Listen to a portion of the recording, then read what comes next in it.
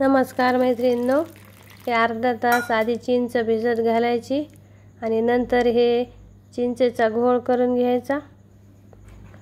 आणि याच्यामध्ये हे 1 वाटी बेसन टाकायचं। 1.5 वाटी चिंचेचा घोळ केला आणि 1 वाटी बेसन टाकलं आणि याचं बॅटर तयार करून घ्यायचं। आता हे पूर्ण याच्या गाठी फोडून घ्यायच्या, पूर्ण हे प्लेन करायचं बॅटर। मी याला आता व्यवस्थित प्लेन करून घेतलं। 1 पाव चमचा हळद टाकली, 1 चमचा लाल तिखट टाकलं आणि पूर्ण मिक्स करून घ्यायचं। हे लाल तिखट तुम्ही फोडणीत पण टाकू शकता, पण मी या बॅटर मध्येच टाकलं। आणि याच्यामध्ये असं पूर्ण गाठी फोडून हे प्लेन बॅटर तयार करून घेतलं बघा। हे काही असं एवढं पातळ ठेवायचं। हे का असं झालं याचं बॅटर, असं ठेवायचं बघा, एवढं पतला। पाण्याचं प्रमाण काय नाही, तुम्ही नंतर पण पाणी टाकू शकता। तेल, जिरं, मोहरी टाकली, कांदा टाकला, शेंगदाणे आणि डाळ टाकले।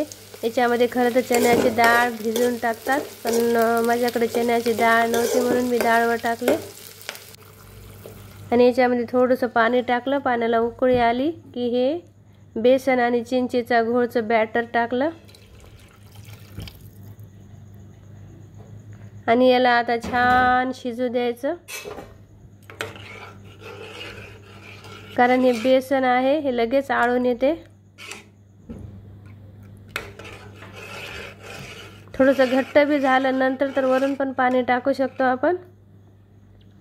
याच्यामध्ये आता थोडीशी साखर टाकते, कारण मी चिंच टाकल्यामुळं याची चव आणखीन वाढते। आता चवीनुसार मीठ टाकलं आणि याला छान गाळ शिजू द्यायचं। आणि याला हुलफली म्हणतात। पहिले हे हुलफली खूप करायचे लग्न कार्यात। जेव्हा लग्नाच्या 1 दिवस आधी देवकार्य राहायचं, गावातल्या पाहुण्यांना जेवायला सांगत होते, तेव्हा हे हुलफली करत होते। आता खूप याचं प्रमाण कमी झालं, कोणी करते कोणी करत नाही, पण पहिले हे खूप करत होते। याला छान शिजू द्यायचं।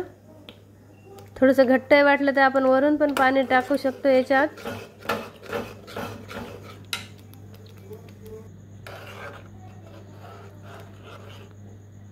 हे काही हुलफली छान झाली बघा। ही भाकरी सोबत तर खूप छान लागते खायला।